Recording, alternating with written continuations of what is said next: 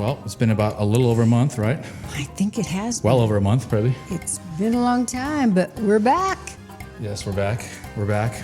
And appropriately so, we are recording this show on the last day of the New Mexico legislature. They signed a die today, so mucho to talk about, Zeke-nator. Lots to talk about. So you want to talk about that first? Want to jump into the legislator? Sure, we can do the legislative. We had, you know what? For a Democratic-dominated legislative session, we did good as Republicans. They actually had a medical malpractice reform bill pass. Of course, I'm sure it wasn't perfect. We wanted. The gun bill they were trying to pass, I think that died. That died, yep. So there's some good stuff. And I want to give a special thanks. I think the reason the medical malpractice was successful is some doctors got active. And they figured out, and so I feel hopeful about that. Yeah, you got to say something. You got to do something. Yeah, you have to, absolutely. There was a ton of doctors. I saw, Dr. Berkson was over there, right? Yeah, my own Dr. Berkson, he did a great job, and they did forums, and they had discussions about the bill and explaining things. And that's what's so needed in our state. We need information. And it's hard to get information. So are you hearing me okay? Because my little mic keeps twisting. No, you sound great. You're good? Okay, great. Just want to make sure. Yeah, you sound excellent. So I'm very excited about that. Let me see if I have my little notes I want to say. And I want to let you know that Representative John Block, he is a superstar. He's a political rock star. And he's from Alamogordo, which is a little community for those of you who aren't familiar. Not too far. It's about an hour away from Las Cruces. Right. He introduced a 32-page floor amendment that proposed new proof of citizenship to, show proof of citizenship and voter identification requirements. But it failed to pass. They don't want that here. And it's too bad. And also along with that, I think this did pass, and correct me, Zeke, if I'm wrong, but in Minnesota form, they do not want to help our federal guys of ICE. In fact, did you see I think they're going to close down in Alamogordo. Yeah, the ICE facility. ICE facility, yep. Which is 1,000 jobs. Yeah, that's ridiculous. Now, based on these things that we've been talking about in just the last minute, don't you think that there is a wonderful opportunity for Republicans, conservatives to get elected at our state legislature? Yeah, huge opportunity. It's really not that hard to get on the ballot, too. We talked about that's like 40, 60 signatures, to get on the ballot. For most of these districts, it's nothing. You and I could gather them in an afternoon, right? Just get a pulse. Just get a pulse in there. Just get the momentum going. I want to give kudos. I want to give a shout out to my own District 37. We did not have anybody. Are you in 37? I'm no longer in You're 37. no longer 37. You were, I know. And that's the last, when I met you, that's right. the district that I was you ran running in. for D37. I was still living in there too. But we did not have a candidate. And our own Isabella Solis, she stepped forward. She's going to run. She's going to start collecting signatures. And I think she's a great candidate. And I think, your thoughts? I agree. She's got great name recognition. She's a woman of faith. Known Isabella for some years now, and I think it's her time. Joanne Ferrari was a former seat holder there, and she was just an absolute ghoul.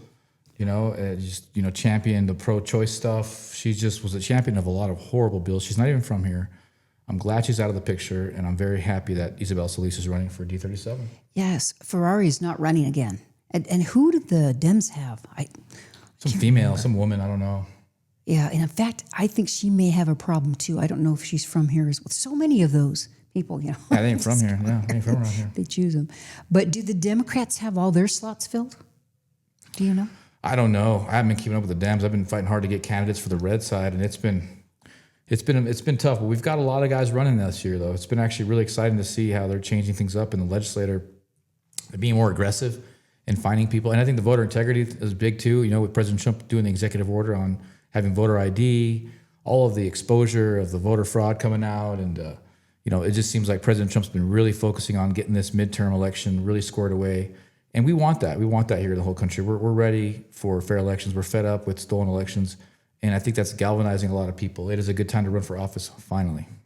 And the fact that the Democrats protest that, they really, they're very uncomfortable, and they keep saying, oh, you're going to disenfranchise. The latest is they're saying, well, if you're a married woman and you have to show proof of citizenship, your name could be different because you change it when you go married. Well, for me, it's not going to matter because I kept my maiden name. It's not a big deal. But that's already been addressed. Evidently, if that was going to be an issue for you, which I really don't even know why that would be an issue, because if you have a driver's license and other ID, but what the solution to that was, then you sign an affidavit and you're saying, no, that was my maiden name, whatever. They're trying to grab at straws, trying to grab at anything, because they just, why don't they want that precious, precious right? They're brainwashed. Taken care of. There's really no other reason other than because Big Brother is telling them to not like voter ID. You know what I mean? That's the only reason why they would do that. And make it easier to do what? Cheat. To cheat. Yeah. I mean, I've seen interviews where people get interviewed in the streets and stuff, and they just they don't have any excuse. Like, no, they just shouldn't. It's too hard to get an ID. It's too expensive. It's like, well, you need an ID to drive around. You need an ID to buy tobacco. You need an ID to join the military. Why is it, not so hard for them to get an ID for those things, but when it comes to voting, it's so cumbersome. It's ridiculous. Have they ever found anyone like in those interviews or on TV? Okay, so you don't have an ID? I mean, I've never come across someone who doesn't have some type or form of ID. You can get one, even if you don't drive, you can get a state ID from somewhere. And right. I think even illegal aliens in New Mexico can get driver's licenses. I mean, it's just a crazy, crazy thing. Yeah, we're in a new studio, guys, so got some little things popping up here and there. This is like our first time. We're figuring it out. It's beautiful, and we love it. And thank you, Zeke, because you do all the technical stuff now. And salute, because I know nothing about that. Hey, it's cool. No problem. Thank you for your patience and everything. And it's just such a big studio and a big room. We're really just kind of getting warmed up here. There's so many different ways that we can record, but this is our first intro here. We got the beautiful white chairs and what have you. But either way, look, the voter ID, it's very clear. 80% of America wants voter ID or more. I think the least was like African Americans, probably because there's been so much propaganda against it, because they say, it disenfranchises the minority vote. So they're probably it's like 76% of African Americans want voter ID, which is still majority. It's huge. Vastly majority. And then everyone else, like 80% plus, like, yes, we want voter ID. It doesn't matter. Republican, Democrat, don't matter. Everybody wants voter ID. That's an 80-20 issue that they're never going to win. And they still keep doing it. And it's so offensive when you see people like here in Rio Rancho, they try to get voter ID. They try to get rid of voter ID in Rio Rancho last year. Very offensive. I think that's very offensive and a huge red flag. Who was leading that effort? Just the Democrats or a certain group? Well, it was the city council and the mayor, to my understanding of Rio Rancho. They formulate ordinances and they try to push them through. You mean the mayor that's running for governor? Yeah, Mayor Hull. Mayor Hull was a part of that team. And so it was a split vote. He was the deciding vote and decided to abstain. Wow. So I think that's a good chance for you to say, no, we don't want to get rid of voter ID, but he decided to abstain. And it's pretty telling to me. Well, it's very interesting because we have now about, 6 or 7 candidates for governor on the Republican side. A lot. And that's turning out to be a very interesting race. Very interesting. Very interesting. Probably the most interesting gubernatorial I've ever been involved with. There's so many different characters. Duke Rodriguez is in there. He's such an odd guy. I mean, I love him. I am supporting him right now, but the way he's approaching his campaign is very unorthodox. I mean, it's as unorthodox as you can get. Which sometimes is not a bad thing. I mean, look at Trump. Well, But what's your opinion on that? You can't do the same thing over and over again and expect different results. So I think he's not doing a traditional style campaign for that reason. Among other, I don't know. I'm not on his campaign team. I'm looking at it objectively. Like, I like his values. He's more of a libertarian thing. He's more of an independent. He's a cannabis guy, independent libertarian, Gary Johnson kind of a guy. But he is a conservative. He's an old school accountant from New Mexico, but he's not doing things traditionally. He sued the state for voter ID, for voter integrity. Secretary of State hasn't released our voter rolls to the Trump administration yet, so he sued them for that. Which is a good thing. I like that. I love it. You got the huevos, you got the money to start suing the state because the state's a mess. I already like you. Then on the other side, you got Greg Hall, who, Rio Rancho is a beautiful city. They've got a lot of positive things, attributes. And I do like Mayor Hall. I think he's a good guy. I think he's done a good job in Rio Rancho. Just, for me, I value voter integrity. That's a big one for me. That's why I got in the game. My first election I was a part of with Yvette Harrell was a stolen election. So voter integrity to me is a big deal. So I'm going to go always towards whoever's championing that. That's just how it is for me, being honest with you guys. Have all of those candidates, are they all qualified to be on the ballot? I don't think anyone got disqualified besides that Belinda Robertson. She got disqualified because she didn't get any signatures. We need to have like a big forum, a debate. And have them out there. Those are always tough. You know, most people suck on stage. They But do. to me, see, that's why I like them, because then you see them, you see how they perform, if they can think, if they know their stuff, you know, put them on the spot. I like them too, but you know, especially with these bigger races, the Democrats run from them. You know, and then the Republicans. It's not going to look good for the white guys running optically to be the 5 white guys against 1 Hispanic Republican. It's not going to look good. You know, it's going to make the Hispanic look better, right? So I think that they would probably be opposed to that. I mean, optically, it's probably not a good idea. But yes, So Rodriguez is the only Hispanic. he's the only Hispanic running for governor, and he's the only one self-funding. And Gary Johnson did endorse him, right? Right away, yeah. Well, he worked under Gary Johnson in his administration. Well, he was back in the 90s when he was a CFO for Loveless. So he was in the medical industry. Well, and we should probably talk. So those are Republican candidates. And Mayor Hull, Rio Rancho is known to be conservative. Right. Is it still conservative? No, that's a good question. I spent some time up there a few weeks ago. I spent a few days up there with some of the conservative leadership, and I got to know the town a little bit. And I always go up there back and forth for business. I'll be doing more business up there. Calvin's running for city council. Black guy, veteran, massage therapist, owns his own business. Great guy. So I'm up there supporting these guys, and they didn't really have too much to say. Well, Calvin was offended because Mayor Hall wouldn't endorse him, even though he's a Republican candidate running against a Democrat in that city council seat. Why wouldn't he endorse him? I don't know. He wouldn't give an answer. We were all kind of perplexed. Like, why wouldn't he endorse the Republican candidate? That's weird. Very strange. But, and it wasn't Calvin. Calvin had nothing but good things to say about Mayor. Other than that, he was upset. Not upset, but he was a little disappointed he didn't endorse him. But other guys that I was talking to were just like, hey, man, this is just turning into a very left city, a very progressive city. And I saw it. I saw their city council candidates. They're super far left. Super DEI, super anti-ICE, super anti-Trump, pro-transgender. I mean, it's pretty hard left over there. Like, they couldn't get away with that stuff in Las Cruces. You know how we had our city council members, even though they were Democrat, they were still pretty conservative, right? Even our Democrat candidates here in Las Cruces were pretty conservative. Seriously. They could never get away with that stuff down here. Yeah, I know what you're saying. Absolutely. You know, but over there, they're like off the rails, left, progressive, these Democrat candidates that are running for city council in Rio Rancho. And you can see it in other ways. The crime is spilling in from Albuquerque. There's a lot of complaints with the crime. Literally, you can see it coming closer into Rio Rancho with the restaurants that are, So, hey, a lot of people aren't happy with Mayor Hall up there. A lot of people are. I don't know. I'm not from there. All I know is, for me, I'm a big voter integrity guy. I'm going to go with the guy who's strong on voter integrity. And for now, that's Mr. Duke Rodriguez. Well, and we'll be watching that race as it comes up. And, speaking about Albuquerque, and I'm switching a little bit to Las Cruces. Don't do it. Just kidding. But let's do it. I was watching some of we just had this week's city council, and Tim Jenkins, who is a good conservative guy, Republican. Great guy. Tim's a good guy. He was talking about how, I can't remember, and forgive me because I just watched it so quickly, if he was talking to the homeless person or somebody else was. But this homeless person, or what do they call him now? Housed. Yeah. Non-housed. Unhoused. Whatever. They were talking to him, said, well, what are your plans? He goes, well, I'm trying to get up to Albuquerque.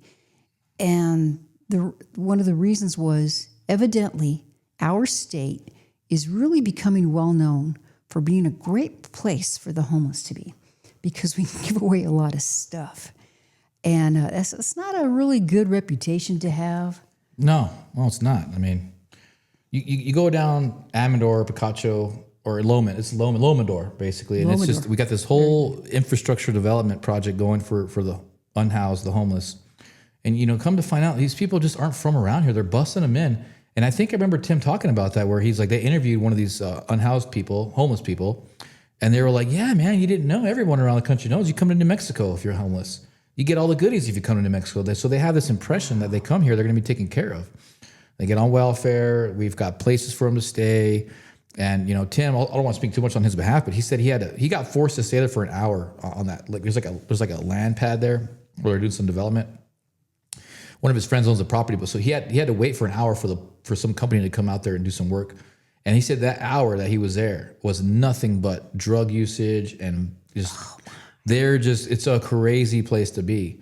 And I have some experience with that too. I've talked about. Where is this again? It's right there at the, the Gospel of Hope Rescue Mission. And Okay. there's across the street. There's the other one, the community. I forget. There's 2 different ones, but it's a little community. It's a little development for homeless people, and they just bust them in from around the country. From my understanding, they're not from here. There's no way they could be from here.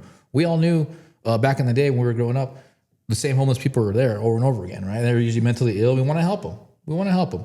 But these people are literally telling them. They told him, "We came here because we know that this is where the goodies are." And then, of course, the weather, because, we do have a winter here, but it's not that terrible. If you're from a cold great climate, weather. you'll be fine. You're great. It's awesome. for you. Fantastic. So they come here for the weather. They come here for the goodies. And it's something that we just got to really start talking about, guys. The open border policies. And I understand why they don't want voter ID here. I understand why they don't want ICE facilities here, because that's all their voter base. I truly believe in New Mexico, without the homeless people that aren't from around here, without the illegal immigrants, they have almost no voter base. I think that we'd be a deep red state have it not been for these illegals. That's just my opinion. And, it would be great to find that out. And he did call the city council out on that. He said, something like, he didn't think they were making the homeless a priority. I mean, excuse me, I said that wrong. They were making the homeless a priority and not taking care of it.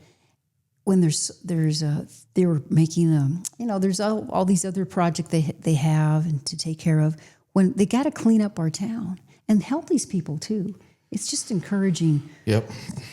Bad behavior and like you say, welcome state. I also want to give kudos to our good friend Juan Garcia. Mr. Garcia. Who's been a guest on our show. He's a chipster. He is the chairman of the Coalition of Conservatives in Action. And he got on there evidently too. And his deal was he was talking about Councilwoman Bencomo. And she is executive director of, what is it, NMSOP? Yeah, she's working with the trial attorneys of New Mexico, something like that. Okay. And in trying to do the medical malpractice bill, evidently there were some emails sent out that weren't supporting or telling, the legislators not to pass it. And they found out there were fake emails. And if I have the story right, they were coming from that organization. Wow. So Juan was saying, maybe it's time for you to resign. He was very nice about it. That doesn't surprise me, though. But isn't that a big conflict of interest? How can she even be? First of all, how can she be the executive director of that organization when she's a sitting city council person? Huge conflict of interest. And it's like, look, the Democrats have been losing these 80-20 issues forever. Only now, barely, after Trump got back into office, do you see Hillary Clinton like, the border is too open. It's kind of getting out of control. They're barely now starting to kind of crawl back on their far left agenda, but they've been losing these 80-20 issues for a very long time. The medical malpractice stuff, guaranteed an 80-20 issue. We don't want doctors to be sued so easily. We don't want them to flee New Mexico. We need more doctors here. So they're over there fake emailing the legislators to act like they got support. They don't got no support. Nobody likes hardly any of their ideas. That doesn't surprise me at all. And they're leaving. We have lost already so many doctors. I'm going to see if I got any of this. Oh, yeah. Ton of doctors. Here. And it's really sad. But at least we're making some progress. May not have gotten everything, but it's passed at least. So I don't think the governor's signed it yet because it's just everything's on her desk. Yeah, go ahead. No, you go ahead. I was going to say it was pretty interesting to see pictures of Bill Richardson and our governor, MLG. I think that really helped the legislator there a little bit at the end there. That came out of the Epstein files. That was rough. That's something that's really hardcore to really understand. We got to start wrapping our heads around this because Zorro Ranch was the most evil place on earth, basically, if you are understanding of what the kind of experiments that they were doing there.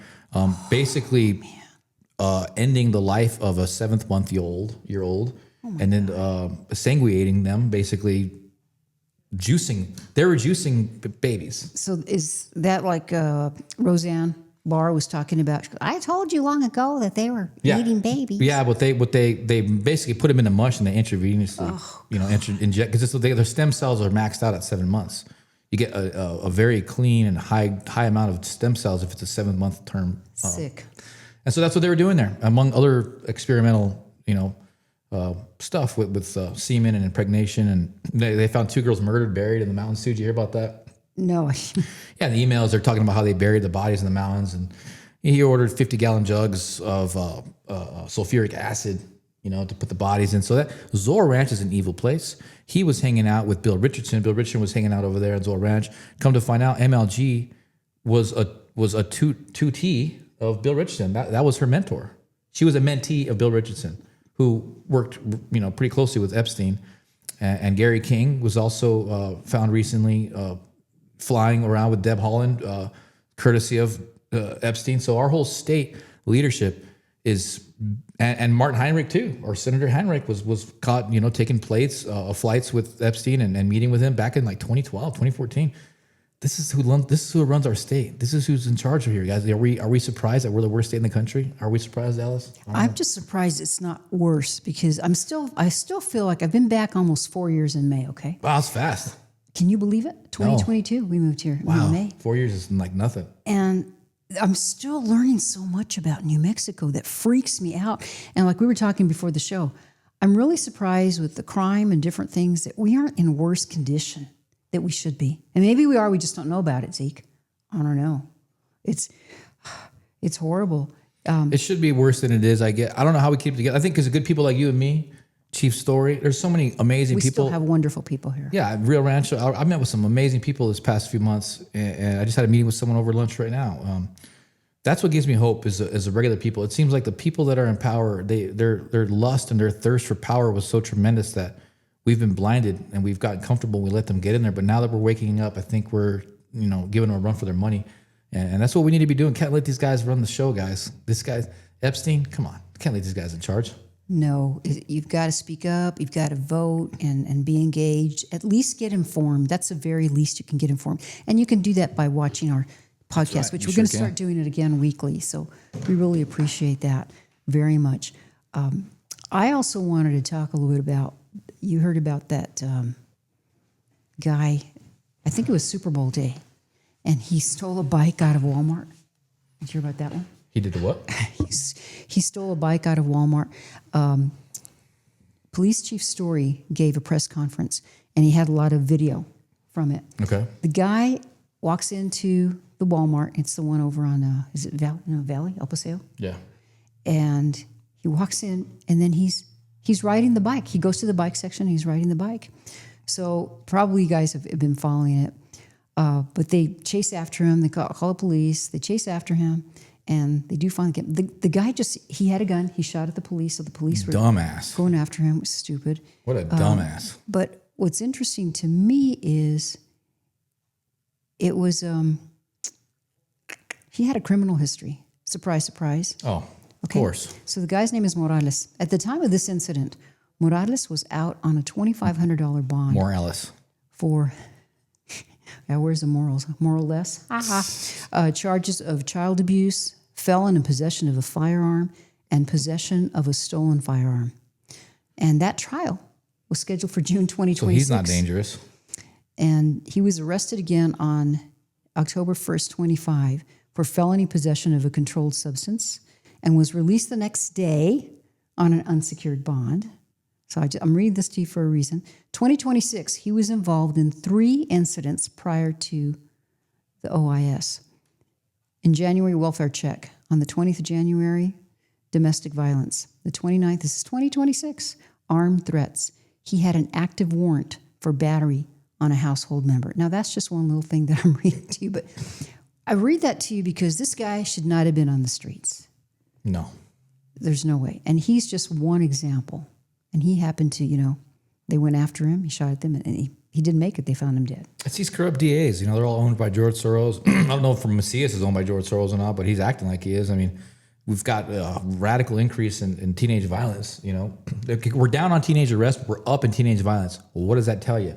We're not arresting enough teenagers for violence. No, and just like that one Chief Story, and that one press conference, and he talked about how the juvenile said, "Oh, well, you just have to act stupid, kind of, and tell them you don't know how to do this, the and they'll let competency you go." test. Yeah, the competency They test. already know.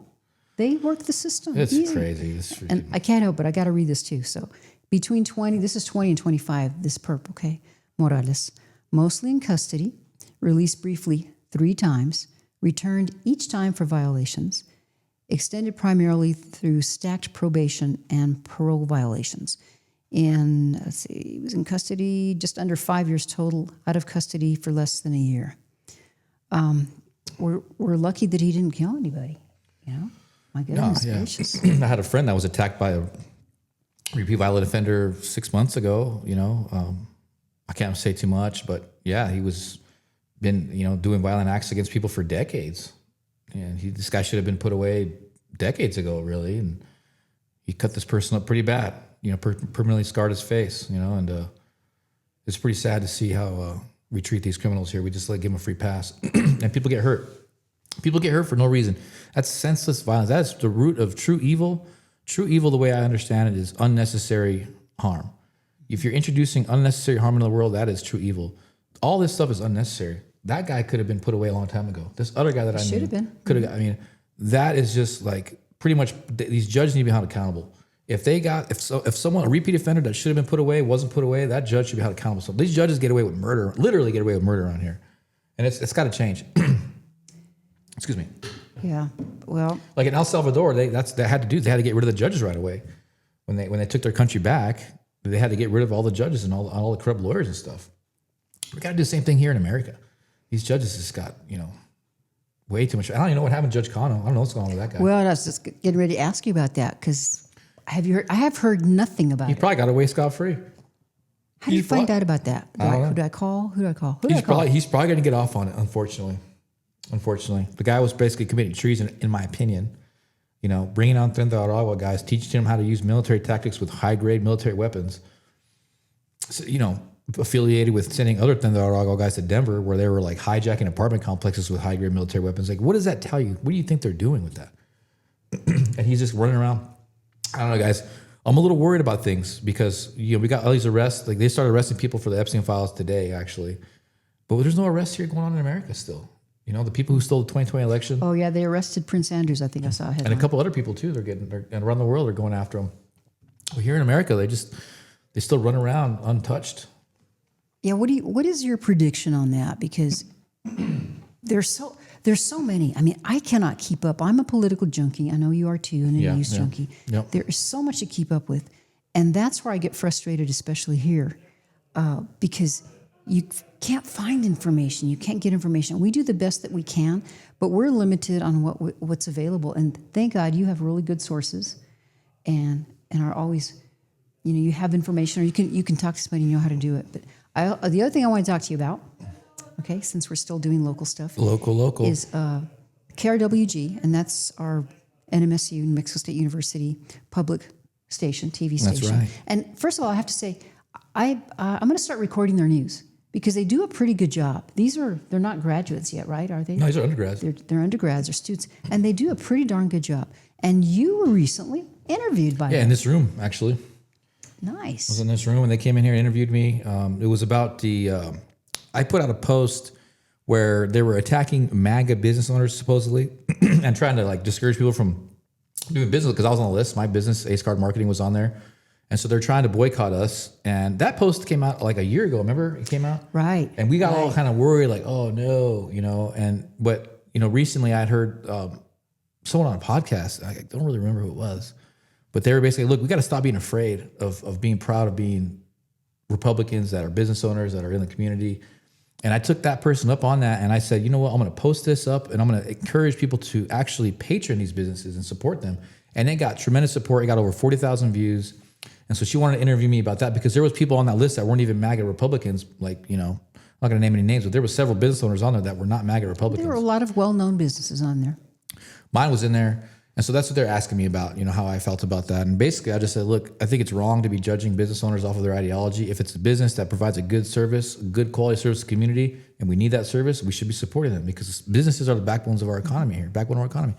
And so I think she agreed. She was actually a really cool, down-to-earth news reporter for the school. She's very sharp, and she seemed to have conservative values. It was a very positive piece for Republicans, in my opinion. So I thank her for that. But yeah, look, that was a badass post. We got over 40,000 views. I had some of the business owners call me and reach out to me and say, hey, thank you for that post. We've got so much support. People are coming here. We saw an increase in business. Very grateful. And people are just less afraid to stand up for what they believe in because this is a conservative community. I argue that out of all the major cities in New Mexico, we are the most conservative city in New Mexico right now. I think you're right on that. I don't know Rio Rancho. You know it better than I do. I do now, yeah. But I know the people around here, and we have, rural with Doñana County and stuff, and just people that I've reconnected with. And many of them, they're still registered a Democrat, but they are not They don't vote that way. No, they don't. They don't think or vote that way. So many especially people the like that. far left Democrat of the party. It's gone nuts. I don't even know what to think about it anymore. I don't know how they did it, but they started to frame President Trump. You know, he was the one that blew the whistle on Epstein. He was the one that got this whole thing going about getting the files out there. And now all of a sudden, because of the way he released the files, now he's part of the crime. And it's like, you know, in a real world, in a just world, there should be no Democrat Party anymore, because it's 90% plus people that are in those files, Democrats. They were doing horrific things to children in there. I mean, it's unspeakable, and that should destroy the Democrat Party. I tell you what, if I were a Democrat, and you knew that, just like Republicans, and here's the thing: a lot of people, well, you know, Republicans, yeah, hey, we're not innocent. We're not innocent, No, at all. no. But so much of it, I don't know how you could remain in that party. I mean, I remain in the Republican Party, not that it's perfect, but in its tenets, because they care about children that are waiting to be born. And my party has never, as the Democrat Party did a while back, tried to take God out of their platform. And we care about voter integrity as well. So just think about it. If you're out there, you know, and a lot of people are going independent. Yeah, the I don't Republicans blame are perfect. But here's the we're thing, not. guys, is they infiltrate all the organizations. Just because you're independent or Republican or whatever doesn't mean you're devoid of being infiltrated by these people who use this stuff as blackmail. There was a big network of Republicans back in the early or late 1990s that had gotten caught doing this stuff. It was judges and chiefs of police, and I'll have more about it. I'm doing more. I just learned about it recently. But there was a network of Republicans engaging in this stuff a long time ago, 2 or 23 years. So even if everybody goes independent, guess what's going to happen? They're going to go in there and infiltrate that too. Just like, you know, in the Catholic Church. And me and her are both Catholic, but we know that's an issue with the Catholic Church. It's a dark aspect of society that is not racist or it's not discriminatory. It's everywhere. Every race, every organization, every institution, wherever there isn't God, Right. people turn to this old school way of doing things. And this is why we take the sacrament as Catholics. We simulate eating the body of Christ. We simulate drinking the blood of Christ. Because before Christ, people were actually eating people and drinking blood. That was what they did. That was their sacrament. And we got away from that as Christians. So this is an old way of doing things. That's ancient practice of cannibalism. I probably have to bleep that word out, but you know, we have to wake up to the fact that there is this hardcore evil on this planet Earth. You know, and Yes, that's the bottom line. so we can combat it. So we can get rid of it. And to me, you know, living, what is the name of our town? Las Cruces, the right. crosses. But sometimes the presence of evil. So you have to just keep focus, stay one step at a time, and pray. Like I've started to pray the rosary every day. That's awesome. I do that, and I'd like to add another one actually. That's today, powerful. too, for Lent, and it really is very powerful. You know, and if you're not Catholic, you may not understand it, and that's okay. You know, we need to have like Louis Bayad back or Jesse I'd love to have him Romero back. I'd love to have him back. and they can talk a little bit more about that. But that's the thing. And I personally, I don't know how anybody survives without having faith, but it's America, and you can do or not do whatever you want to in that respect. But I hope that you will at least take a look at it. And if you are interested, you know, it doesn't have to be Catholicism. We've got there's quite a few popular big churches around here too. Hey, I love it all. I'm a big founding fathers guy. Those guys were deists. You know, if you believe in God, they use God to unify people against these totalitarian dictatorships. You know, and that's something I believe in. If you believe in God, you're in. However, I will say that I do like the Catholic Church because they do offer a lot of protection and a lot of prayer in dealing with the other realms, dealing with demons, dealing with Satan, dealing with crisis and trauma. Like there is direct prayer to deal with those kinds of stuff. So you don't really get that in the other religions. However, I love Christianity. I love Baptists, all of it. It's all good. You know, the sense of morality is important. You know, and if it's going to take God to get us all come back together, let's do it. You know, I'm not over here trying to proselytize and get you guys to go to Catholic Church. Hey, you do you.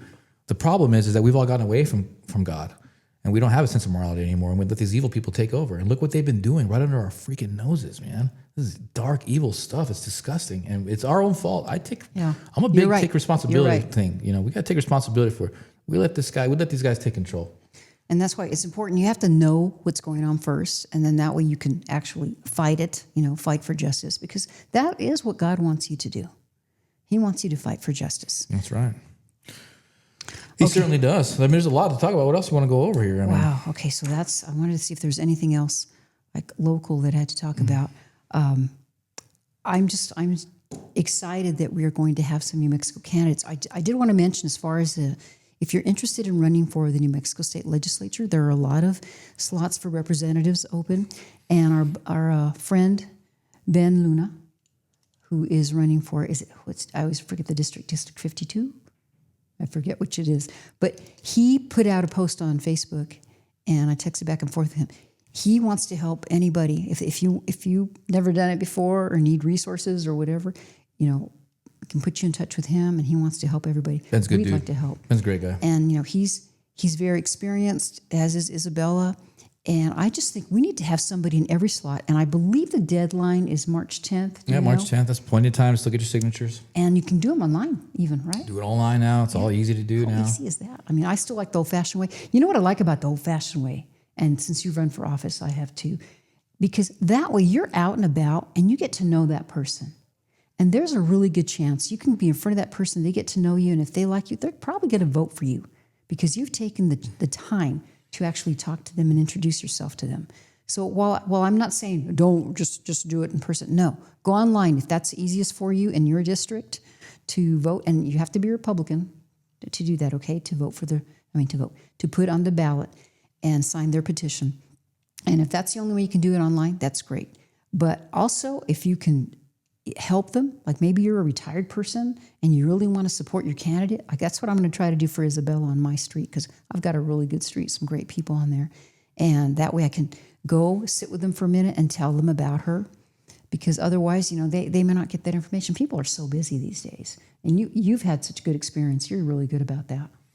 Yeah, I mean, here's the thing and I agree with you, you get the hand signatures. It does help you get to know the people. But one thing I learned about politics is that it's a very compulsive, very emotional thing, so it would take a lot of time to actually get 6,000 signatures, like say for the governor's, so you can do other things other than go hit 6,000 people up straight up. But yeah, politics, guys, it's very hasty. It's very emotional. It's very compulsive. It really comes down to the end of the wire, and how you brand yourself at the very end. If they're going to attack you, you got to have some ammunition to attack back. But people, by and large, don't really know much about the issues. They just know whether they like you or not. And they know whether or not they know your name or your face. And so you're just basically fighting for that real estate the whole time. The likability factor is very important. It really is. I mean, that's probably why Hillary couldn't win. People still don't like her. You still don't like her. You have to. Well, I liked her when she was talking about how the border needs to be shut down and people need to start learning English. That was great. Did you ever see that? Oh, there's plenty of video. Yeah, she was championing her husband too. Her husband, border security and all that. Even Barack. Even Barack was like that too. But man, these guys are looking to be super evil, and people still love them. The trance, the spell they put on us. It's powerful. You can't deny the power of it. Did you get to meet President Clinton? Oh no. No, why would I? No, I just wondered if you probably weren't even involved in politics. No, you know what? Then, he did come into town to give a speech at NMSU when I was a kid. My dad was real adamant about taking me there. We went and watched him speak. Good. I mean, he was the president. Yeah, he was. We went. He was at the Horseshoe. And I'll never forget that. And my dad was like, "We're going to go watch Bill Clinton." We went over there and we watched him, and it was pretty cool. And yeah, politics is everything, guys. If you don't want to get involved in politics, well, that's weird because putting that gas in your gas tank involves politics. Buying groceries at the store, that involves politics. And it just behooves of everyone to get involved, whether we like it or not. You got to do it. I don't like doing it, really. I've been doing it for almost 10 years now, and it's not my favorite thing to do. But I have a duty to God, and I will honor that duty. And I have a duty to my country as well as a veteran. So it's not necessarily the thing I love doing the most, but I'm here to serve this country. I'm here to serve God, and I'm going to keep doing it too. And we appreciate that. And there's a lot of people out there who can get involved just like Zeke and do that. And at least, too, the legislature was not successful. They wanted to pass a gun ban. Yeah, it's a big deal. Right? This was huge. So it collapsed. It was anti-2A. It went down in flames. And you'll have to forgive me. I just stopped following the legislator back during the lockdowns because I just lost faith in it. I mean, we just get hammered, guys. We need way more state representatives. I mean, look, it's worth it to still fight. I'm glad you still pay attention. I'm glad everyone out there is still fighting and stuff. But man, we get walloped out there. We barely have any leverage at all. Well, and see, that's what happens too, because people, they know we're so outnumbered. And remember, I don't know if you went to that CCI meeting, but John Block came and, he says, we're Republicans. They don't want to, if you have a committee and it's mostly Democrats, they're not going to let you pass anything. Nope. You're going to have to find a way to work with the Democrat that maybe you can agree on something and try. So evidently they were successful a little bit about that. It's not perfect, probably not everything that we wanted, but we'll take that. But the idea is to at least get the playing field more fair. Well, that's a big deal. I'm glad they got the gun bill shut down. And that goes to a lot of credit to people who are actually writing against it. But just like you say, this is a conservative state, especially when it comes to 2A, right? Especially with 2A. And it's more symbolic. I think more people know, like, hey, guns are dangerous, but where is the evidence to show that when we get rid of the guns, the crime goes down? No, the evidence is to the exact contrary. When you take away the guns from the people, there is more violent crime. And then even furthermore, this country was founded on the idea that the British were going to come take our guns from us. So we all know through history, through all the Marxist takeovers, once they come and get the guns, we're in a lot of trouble. So it's to me, it's more symbolic than anything. If they're trying to do this gun grab, that means that they're coming for us next. Okay.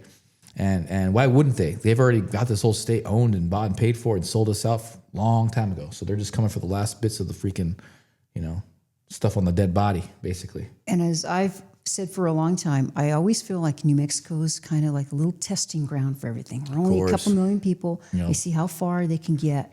And I'm glad you mentioned the British because, also what's not getting enough attention, this is our 250th, right? That's badass. We're coming up on, and there's a big long word for it. Do you know how to pronounce that word? Because I don't. This is Centennial or something like that. Yeah. But I was, I graduated from high school in 1976. No, you didn't. Go Bulldogs. Yeah, we're going to have our 50th reunion. Damn, 50th? Dog. Yeah. That's older than me. A lot of great people. Just kidding. Great people. Yeah, it is older than me. We didn't even have a But what we 20th. used to... they're fun. We had a great class. And one of the biggest classes, actually. Really? But what we had was they had a bicentennial minute in 1976. Okay. So like every night, I forget what station it was, CBS or whatever, and they would come on and they'd have a little bit of history. And I'm missing that. Maybe we should do something every show and have a little, because my God, we're 250 years and we're still going, man. We're still going. But I hope we can keep going. I think that if we can get through this, we'll get another 300 years under our belt. We're really starting to figure out and dial in with where the Romans screwed up. We're in the middle of what the Romans are dealing with. They're going into debauchery and sin, and people who were in charge were selling out and getting lazy and just having sex all day. We're kind of dealing with that now. But I think we're a lot more sharper than them. We learned from their mistakes. We have technology on our side now. Yeah, we have AI. We have AI. We had 1776. We had that. And so we have that spirit. And I think we can learn from our mistakes. I think if we can capitalize on these Epstein people, have them face justice, and we can start focusing on building our nation back and actually have freedom. We've never really been free as a people. Even when we had 1776, they didn't want us to get a federal bank. And look what happens in the early 1900s, get a federal bank again. So we really haven't had a chance to thrive as a species, as humanity. And I think that we have a possibility to get to the moon, go to Mars and do all that, but we got to get past this little rut phase. We're going to go through it right now, guys. We're going through it right now. I can feel it in the air. Can't you guys? I can. And you know what's encouraging to me too? You know how you get if you subscribe to certain YouTube videos, then all of a sudden you're getting all these videos with but we have so much and good information about health, about I just saw one today. It was so interesting. It was about when you turn 70 and the different changes that happen and things that we don't normally know, or what's in your food. And it's kind of scary in one respect because, and you're really good. You're a health guy and you're really magnificent about that. That's pretty nutty. But just the information that's available. Now, I'm not saying to believe everything. It's just like with that old stuff, like don't believe everything you read. Well, don't believe everything you see either. Have discernment and make sure you can trust that source. But the fact that we have so many good alternative sources, I hear about, this company's suffering or that one's getting a lawsuit. Well, good, because if you did something wrong and you're misrepresenting yourself in any respect, you should be able, and you're doing harm, like we talked about earlier, you should be able to come after you. And that is one of the things that continues to make our country great, because there's other countries, you can't do that. That's why the Somalians are so corrupt in Minnesota. That's just kind of, they're used to that. the culture. Yeah, America's great, guys. We got the best culture. We got the best everything here. It is what it is. I'm a big America firster. I'm a big American exceptionalism guy. But, that doesn't go to say that we don't have our problems. And we got problems in the Republican Party. We got problems in the Democrat Party. And like I said, everyone wants to go independent. We're going to have problems in the independent party too. Unless we start addressing the root cause of these issues, which is this evil stuff that's been running the world for Lord knows how long. Lord knows how long. I mean, if you want to go by the Bible, Satan was marooned here a long time ago. He's always trying to be. He's trying to get off the planet. Talk about infiltration. Yeah. Right. So this is all a test. In my opinion, God's always watching, and I pray a lot, and I have a very optimistic view of the future, and I know that's rare these days, but I do. And I appreciate you, Alice, and appreciate all the support we get from the audience, and we want to do more of these. But at the end of the day, we're not going to make any change unless we get more involved. And lead by example. It's all about leading by example, right? That's right. Now, towards the end of our program here, what have we not covered? And is there anything coming up event-wise or anything you know about? I did want to talk about, this might take up the last 15 minutes that we got, but I wanted to go over it because it was important to me. Pam Bondi had lied to us again over the weekend. On Saturday, she was supposed to release. Oh, what'd she say? Sorry. She was in front of Congress on Valentine's Day, and she said, "Okay, President Trump has ordered me to release everything, all more names, all the names, all the files, everything." And she told that in front of the world. And so here we were expecting it. It didn't happen again. So she's been lying to us for a whole year. And I think it's President Trump who's, in on the cover up. He's on top of the cover up. And to my understanding, it's because they've got some stuff on Melania. That just came out yesterday. Oh, I didn't even know that. Yeah, I can't even keep up with this. Apparently it's fake stuff, but it's damaging enough to where President Trump's trying to protect his family. They're going to be attacking his family. But I can't keep supporting President Trump if he's going to be burying these files like that, because they've actually reversed it. And now he's the one that is engaging in these evil behaviors because of the cover-up. I don't think he was, but this cover-up, he can't keep going with it. That's not something I can get behind, because these people need to be held accountable. It all needs to come out. Whatever the truth is, it all needs to come out. The sunlight. And so we got people that we can support besides President Trump. We got Rand Paul. He's doing good. Tulsi Gabbard. What have they been saying about that? Have they been? Has Rand Paul been saying anything about the Epstein files? Yeah, release the files. RFK Jr. released the files, and they've been doing other amazing stuff outside that are pro-human. So those are people that we can get behind in the future. Because if President Trump doesn't get square on this, I don't think we're going to win the midterms. Well, that's what I'm very concerned about. And he's done so many good things so far. I mean, he's been in office barely over a year. Our border is so darn under control. It's fantastic. It's great. And there's a lot of stuff. If you get the DML report, Dennis Michael Lynch, what I need to do is every time we do our show, I need to print that out, because he's very good daily. He goes by and so she's in the cult. She's going to support Trump even if he's covering up for pedophiles. Well, I'm not saying that. Don't say that. I'm just kidding. But he does say all the good stuff that has happened. Regardless, and that's good. We need to do that. That's wonderful, and that is part of the job. We need to do that. Okay, as the president and the administration. But what I think, though, it's very complicated. There are so many parts and things that we don't know about. But you have to handle this right, because people are getting impatient when your own party is going away from you and not on your side. You need to clear it up. Now, I guess I have a lot of faith in President Trump in that he was a businessman, and he knows how to get out ahead of things and in front of it. But I think you're right. We need to start seeing some answers and some clarifications. But I hadn't heard about the Melania thing. Yeah, that came out yesterday. That there's some damaging stuff about Melania in there. I guess it's old stuff that's really not a big deal. It's going to be rehashed, kind of like the Russiagate thing. But it's enough for him to not want to release the files. I don't know what's going on. I just know that I don't like him being branded as this pedophile protector, and the Republican Party being branded like that, and me being branded like that. I don't appreciate that. No, that would be the worst thing. That'd be the worst thing. And so then the other thing is, the fair elections. He needs to make sure these elections are fair. There's a lot of apathy out there still, especially here in Las Cruces, where we only got like 7% voter turnout. And because we all know the election's been stolen. I've been a part of a stolen election campaign, several of them. And it's very discouraging. Why would I go out and vote? These people didn't ask for your freaking ID, So he needs to make some serious moves on the voter stuff. Well, that SAVE Act did get passed, right? I don't know. I don't think they have enough. The Senate hasn't passed it. If they did, they'd be people in the streets. So I don't think it's gone through quite yet. It may not be. So he's got to fix those things, and then he's got to hold people accountable. He's got to with some heads roll. Fair trial, but some heads got to roll. People stole a 2020 election. We know that. All All right. They committed all kinds of atrocities. These kids have gotten, kidnapped and missing, hundreds of thousands of them because of the open border policies, auto pen, all the stuff that came from that. These guys need to be in jail. The people in the Epstein files, these guys need to be in jail. I think that would be a big win. And, if to follow that too is, do you watch Higbee? You've watched it. You know what I'm talking about on Higbee. Newsmax? Yes, Carl yes. Higbee. Yeah, I think he's got one of the best shows on Newsmax. It comes out in the afternoon. And he's unafraid also to, he's a big Trump supporter, but, Newsmax. we call it what it is. I forget about Newsmax. It reminds me of Cinemax, and that reminds me of the risky stuff on the late night on the weekends. I remember those days. No, but I recommend that. He does a really good job. The other show too is, and she comes out on the weekends, Cheryl Atkinson. You're a big fan of hers. She does good reports. She's on Newsmax or YouTube? No, she's actually on CBS, which is interesting, but it's Sunday morning show. So they finally caved in, huh? And what's good, they got a conservative correspondent. this last show, you would have really enjoyed this. She had on it was a story about Big Pharma. And as how far back as 1970s, this guy was talking about how pharma would kind of pay off these journals.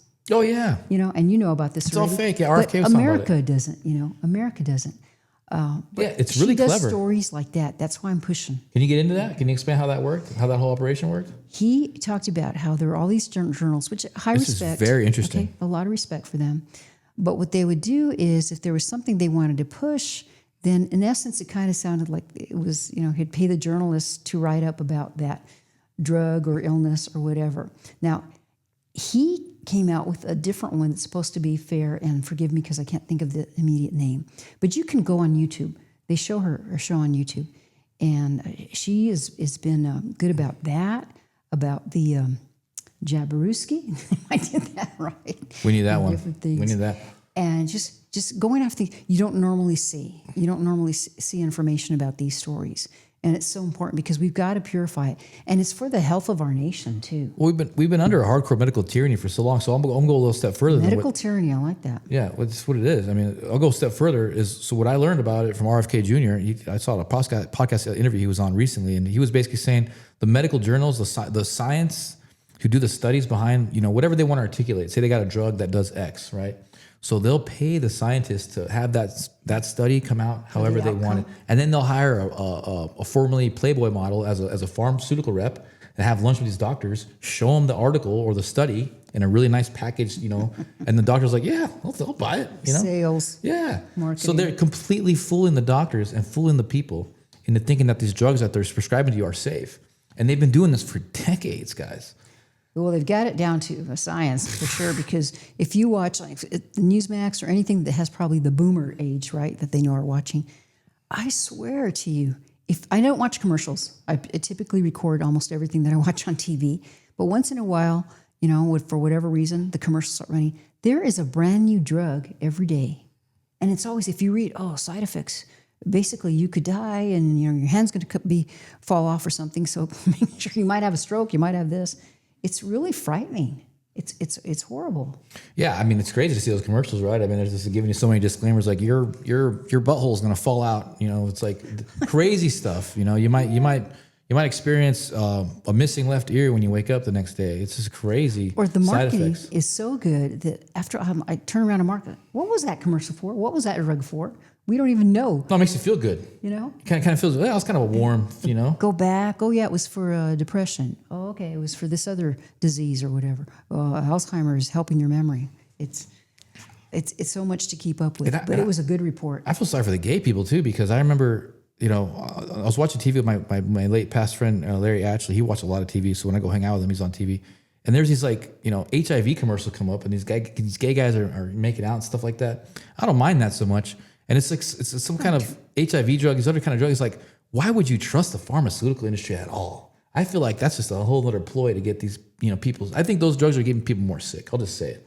And I bring up the gay people because I remember that commercial. I'm like, I don't trust these people. Even if I was gay, I wouldn't take that drug they were telling me to take. It'd probably make you more sick. Yeah, it'd be interesting to ask them about that. That's true. And the thing is, there are some necessary drugs that are good, and those need to be, those need to be supported. They bury them. There's just so much money. It's the money. Crazy Follow money. the money. Crazy money. Yeah. Medical's crazy money. Look at all the money, the fraud that they're engaging over in Minnesota, Minneapolis.